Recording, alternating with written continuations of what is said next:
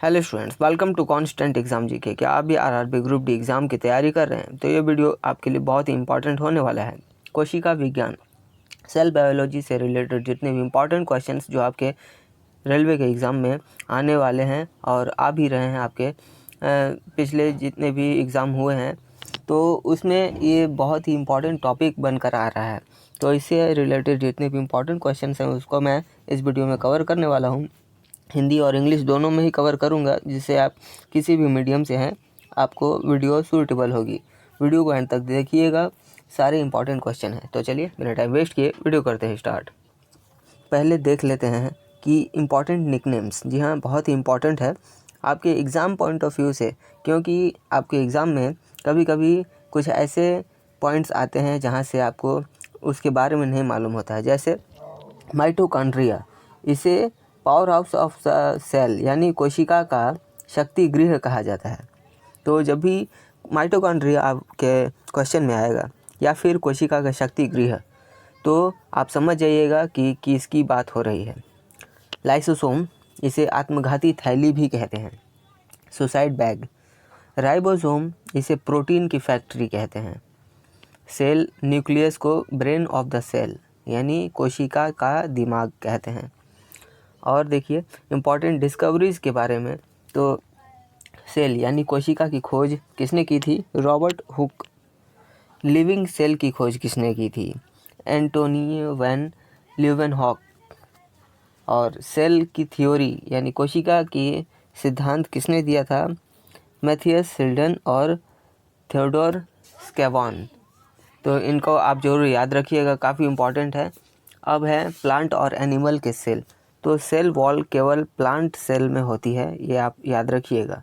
और animal cell में सिर्फ सेल वॉल नहीं होती है, बाकी सारे कुछ होता है। यानी सिर्फ जो सेल वॉल होगा तो वो सिर्फ प्लांट में आएगा। अब चलिए अपने पहले क्वेश्चन की ओर बढ़ते हैं। पहला क्वेश्चन, कोशिका का शक्ति गृह किसे कहा जाता है? अगर आपने सारे पॉइंट्स जो मैंने आपको बताए हैं उसको आप सही से देखे होंगे या फिर नोट किया होगा, तो आप इन सारे क्वेश्चन का आंसर आसानी से कर पाएंगे। कोशिका का शक्ति गृह, ऑप्शन सी माइटोकॉन्ड्रिया। ये सेल को एनर्जी देता है, ये एटीपी बनाता है जो कि एनर्जी करेंसी कहलाती है और रेस्पिरेशन प्रोसेस में मदद करता है। नेक्स्ट क्वेश्चन, सुसाइड बैग किसे कहा जाता है? लाइसोसोम। इसमें डाइजेस्टिव एंजाइम होते हैं। जब सेल डैमेज हो जाती है तब यह सेल को डिस्ट्रॉय कर देता है, इसलिए इसे आत्मघाती थैली कहते हैं। प्रोटीन फैक्ट्री किसे कहा जाता है? राइबोसोम। इसलिए इसमें प्रोटीन फैक्ट्री कहते हैं, इसमें प्रोटीन बनती है। ये सभी जीवित कोशिकाओं में पाया जाता है। ब्रेन ऑफ द सेल किसे कहा जाता है? ऑप्शन बी न्यूक्लियस को। यह सेल की सभी एक्टिविटीज़ को कंट्रोल करता है। इसमें जेनेटिक मटेरियल मौजूद होता है। ये हेरिडिटी में भी इम्पॉर्टेंट रोल निभाता है। सेल की खोज किसने की? राइट आंसर होगा ऑप्शन बी रॉबर्ट हुक ने। उन्होंने कॉर्क की पतली स्लाइस को माइक्रोस्कोप से देखा। जब उन्होंने छोटे छोटे बॉक्स जैसी संरचना देखी, इन्हें उन्होंने सेल का नाम दिया। बायोलॉजी का ये बहुत ही इम्पॉर्टेंट डिस्कवरी हुआ था और काफ़ी इम्पॉर्टेंट क्वेश्चन भी है, याद रखिएगा। लिविंग सेल की खोज किसने की? Option B Leeuwenhoek.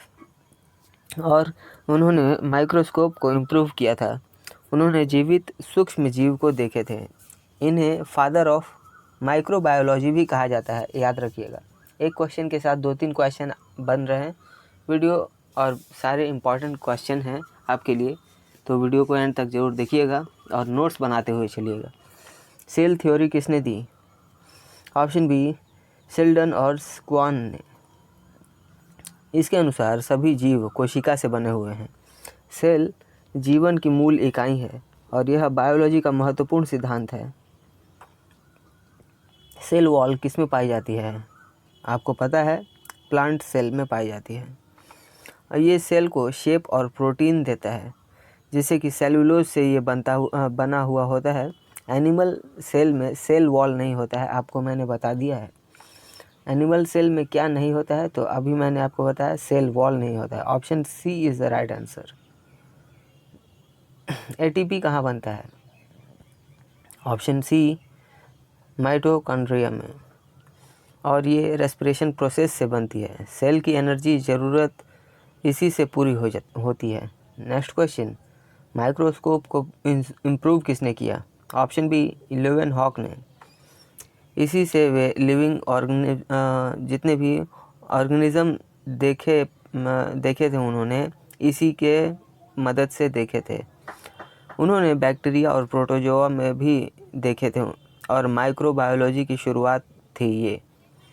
Next question, cell का कंट्रोल सेंटर कौन है? ऑप्शन ए न्यूक्लियस है। इसमें डीएनए मौजूद होता है। ये हेरिडिटी में रोल निभाता है, इसलिए इसे कंट्रोल सेंटर भी कहते हैं। प्रोटीन सिंथेसिस कहाँ होता है? ऑप्शन ए राइबोसोम में होता है। ये एमिनो एसिड को जोड़कर प्रोटीन बनाता है। ये सभी जीवित कोशिकाओं में होता है और प्रोटीन ग्रोथ और रिपेयर के लिए ज़रूरी है। सेल की बेसिक यूनिट क्या है? ऑप्शन सी सेल। जी हाँ, खुद कोशिका ही बेसिक यूनिट है और ये सभी कोशिकाओं से जीव कोशिकाओं में ये बने होते हैं। ये स्ट्रक्चर और फंक्शन दोनों की इकाई होती है। सेल थ्योरी में भी यही बताया गया है और ये एग्ज़ाम के लिए आपका बहुत इंपॉर्टेंट क्वेश्चन है, टिक मार्क कर लीजिएगा। सेल थ्योरी बायोलॉजी किस ब्रांच से जुड़ी हुई है? तो right answer option C biology. यह सभी जीवों को बेसिक स्ट्रक्चर को समझाता है। शेल्डन और स्कॉन ने इसे दिया था और ये मॉडर्न बायोलॉजी का एक आधार है। लाइसोसोम में क्या होता है? ऑप्शन बी एंजाइम होता है। ये वेस्ट मटेरियल को तोड़ते हैं, डैमेज सेल पार्ट को भी डाइजेस्ट करते हैं, इसलिए इसे सुसाइड बैग कहा जाता है। प्लांट सेल की आउटर कवरिंग क्या है? ऑप्शन बी सेल वॉल है। सेल का अध्ययन क्या कहलाता है? Option A cytology. Living organism किससे बने होते हैं? ऑप्शन सी सेल के बने होते हैं। रॉबर्ट हुक ने सेल किस में देखा था? Option B cork. So students, ये थे जितने भी इम्पोर्टेंट क्वेश्चंस, उन सभी को मैंने इस वीडियो में कवर किया है। आशा करता हूँ वीडियो से आपको थोड़ी भी हेल्प मिली है। तो वीडियो पर एक लाइक ज़रूर करिएगा। चैनल पर नए हैं तो चैनल को ज़रूर सब्सक्राइब कर लीजिए, क्योंकि इस तरह के जितने भी इम्पोर्टेंट वीडियोस हैं और क्वेश्चंस हैं उन सभी को मैं अपने वीडियो के माध्यम से लाता हूं, ताकि आपकी रेलवे एग्ज़ाम की तैयारी को बूस्ट अप मिले। तो अगर आपने हमारे पिछले वीडियोस नहीं देखे हैं तो उन्हें भी जाकर आप हमारे चैनल पर सारे वीडियोस को चेकआउट कर लीजिए, जिससे कि आपको सारे टॉपिक्स का पता चल जाए कि एग्ज़ाम में क्वेश्चन कहाँ से बन रहे हैं। तो चलिए मिलते हैं नेक्स्ट वीडियो में, तब तक के लिए कीप वॉचिंग, कीप प्रिपेयरिंग।